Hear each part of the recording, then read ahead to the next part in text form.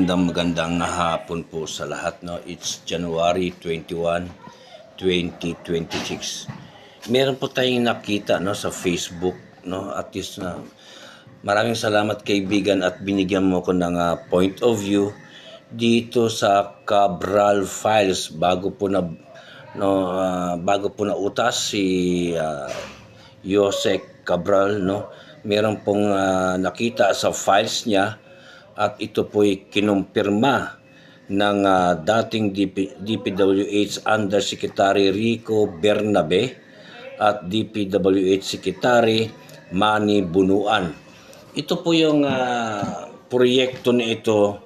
Ito po yung 2022. No, 2022 po ito na proyekto, no. Ito po ay Region 4, Region 3, Region 4A and Region 4B, no. Ito po yung mga proyekto nga 401 billion po, no. So ayan po, no, nakikita nyo po ngayon sa structure, no.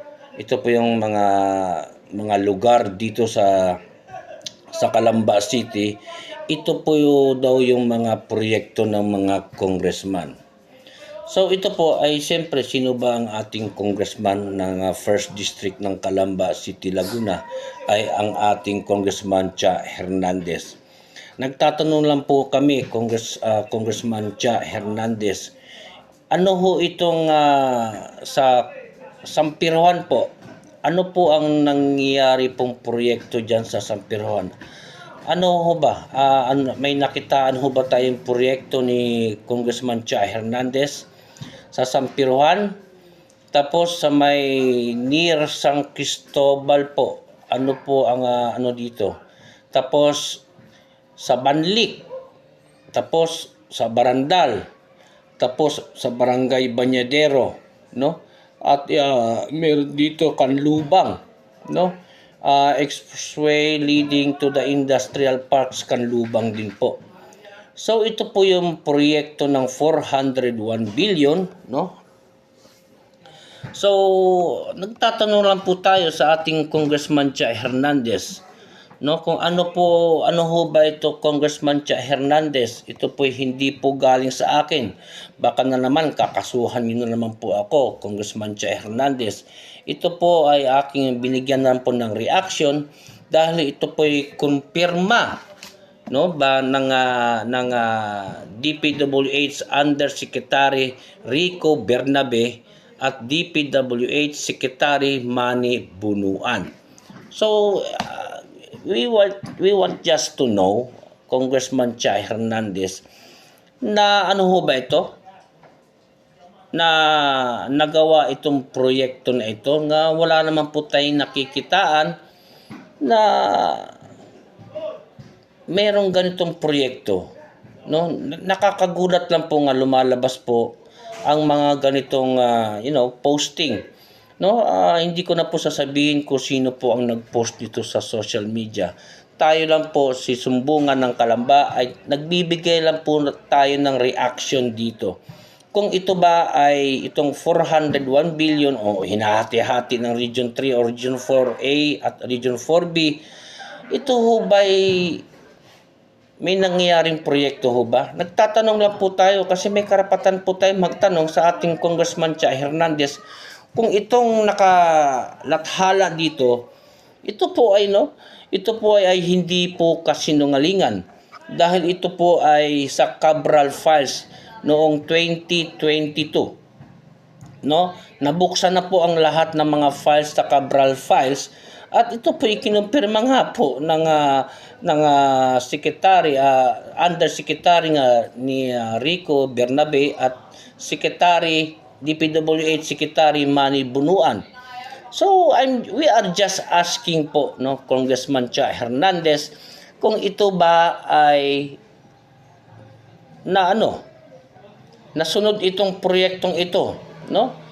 Ang dami po, Sampiruhan, San Cristobal, Banlik, Barandal, Bañadero, Kanlubang, no, at Maharlika Highway, Manila South Road at Manila Highway, yun, may code oh, K0051 plus 00. So, nagtatanong lang po kami, no? Nagtatanong lang po, Concha, no? Hindi po namin kayo inaakusahan dito. Baka na naman, Concha, ay ako'y kakasuhan nyo na naman. Ito po'y nagtatanong lang po, Concha, kung ito ba'y na proyekto, no? Kasi 401 billion pinaghati-hati na po ito ng Region 3, Region 4A at Region 4B. So magkano po ang nagastos po dito sa mga proyekto na ito kung ito ba'y naproyektuhan? No, ito ba'y napunduhan po? Dahil po karapatan po namin magtanong, Congressman Cha Hernandez, kung ito ba ay nangyari. Kasi ito po ay sa Cabral Files noong 2022. So 2022 po, kayo po ay nahalal bilang congresswoman po namin. Kasabayan po ni Mayor Rosisal. So kami nagtatanong lang po, no, sa inyo pong opisina po, Concha Hernandez, kasi ito po ay mga congressmans daw po.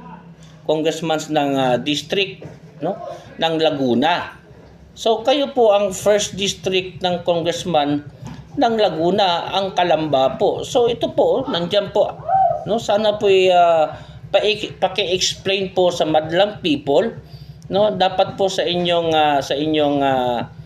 Facebook page, no, kasi hindi na po ako naka-follow ngayon kay Congressman Chay Hernandez, no, o sa Calambago. Sa Calambago ang naka-follow lang po ako kay attorney sa ating Vice Mayor, kay Attorney Toti Lazaro. So wala pong masama magtatanong po dito sa ating Congressman Chay Hernandez, no. We are just asking po kung ito ba ay naproyektuhan o napunduhan po. At meron ho bang ganitong proyekto, no? Ito yung nagtatanong lang po kami, Congressman Chay Hernandez, ha? Baka ulitin ko po, baka kakasuhan nyo na naman si Sumbungan ng Calamba. Kasi ito po'y proyekto po ng congressman ng mga distrito. No, at hindi po gawa-gawa ito. Ito po'y aking binigyan ng po ng reaction dahil ito po ay nasa Cabral Files, no? No, na bago mautas si Cabral, no, ay meron po sa files niya. So siguro hindi lang siguro ito at marami pang lalabas kung ano mga proyekto ng mga distrito sa Laguna. So siyempre, no, at kailangan natin itong malaman dahil ito po'y sagrado po ito, no? Sana naman ito po'y kinumpirma po ng DPWH Undersecretary kay Rico Bernabe at DPWH Secretary Manny Bunuan po. So nagtatanong lang po kami, Congressman Cha Hernandez, kung ito ba ay napunduhan itong nakalista ho dito at hindi po to galing kay Sumbungan Channel o Sumbungan ng Calamba. Itong nire-report ko po ngayon, ito po'y nakita ko po sa isang kaibigan na taga Calamba din po, nag-post po siya. Siyempre binibigyan po natin ng reaction ngayon po. So, ayan po, nagtatanong lang po kung ito bang mga nakalista ho dito ay napunduhan ba ito o naproyektuhan, no? Naproyektuhan ba ito o napunduhan po dito po sa Calamba City, Laguna. So hanggang dito na lang po muna si Sumbungan ng Calamba or Sumbungan Channel na ito po ay katanungan po natin sa ating Congressman Cha Hernandez.